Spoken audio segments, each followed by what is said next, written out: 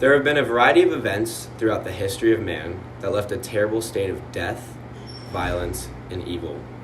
There have been many dictators and tyrants, battles and wars, slavery and genocide that brought out the worst in people throughout history.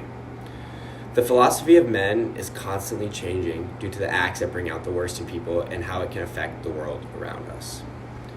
Everyone has the potential to truly impact and change the world and reap the benefits of their involvement.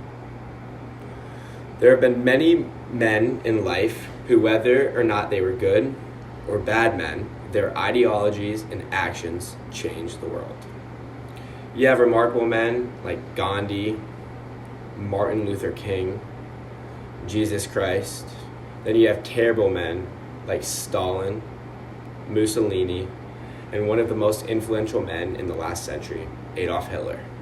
This man's existence and actions throughout his lifetime created one of the bloodiest wars the world has ever seen, and arguably the worst torture or extinction event done upon other humans.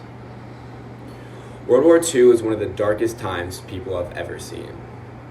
A grueling 6-year-long war with over an estimated 70 to 85 million global deaths, which in 1940 was almost 3% of the population. There were many times and a variety of different courses of actions the world's leaders could have taken in order to prevent this war. I'm going to discuss the 3 main events that led to the start of World War II. Democracy and political discussions can only do so much when deterring and preventing war when it comes to certain leaders. A great example is happening right now in Ukraine. The world's leaders, including the UN and the EU, have all tried to prevent Putin and his invasion of Ukraine, but he doesn't care what the world has to say about his decision. President Biden did the same thing and wasn't effective at all in stopping Putin. Now there is an all-out war within the borders of Ukraine. Hitler was a man who had similar personality traits of Putin. One of the biggest reasons for the start of World War II was Hitler's rise to power and his determinants. Adolf Hitler was appointed Chancellor of Germany in 1933, following a series of electoral victories by the Nazi Party. He ruled absolutely until his death by suicide in April 1945. He instantly changed the form of government in Germany from a democracy and its institutions to a war state, promising his people revenge against Europe due to the unfair consequences of World War I. Hitler was a very smart man growing up.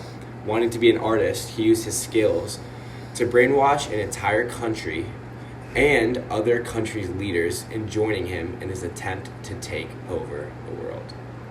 This is what I mean when I say a determined man with a somewhat enticing ideology can truly change the world. And Adolf did just that. As I stated above, Hitler believed Germany received unfair punishment from their involvement in World War I. The main piece of legislation that impacted Germany in a variety of ways was the Treaty of Versailles. This treaty is one of the most controversial armistice treaties in history. The treaty's so-called war guilt clause forced Germany and other Central Powers to take all the blame for World War I. This meant a loss of territories, reduction in military forces, and reparation payments to Allied powers. Hitler used this controversial treaty to brainwash the people of Germany into war and the Holocaust. With the use of propaganda in Germany from 1935 to 1945, Hitler convinced an entire country to breed hatred for the Jewish people living in Germany. The treaty contributed to German economic and political instability that allowed for the formation of the National Socialists, the Nazis, just a year later. Last but not least, the physical actions that started World War II was Germany's invasion of Poland. On September 1st, 1939, Germany invaded Poland to regain lost territory and ultimately rule their neighbor to the east. The German invasion of Poland was a primer on how Hitler intended to wage war. This is what historians mark as the true beginning to World War II. Thank you.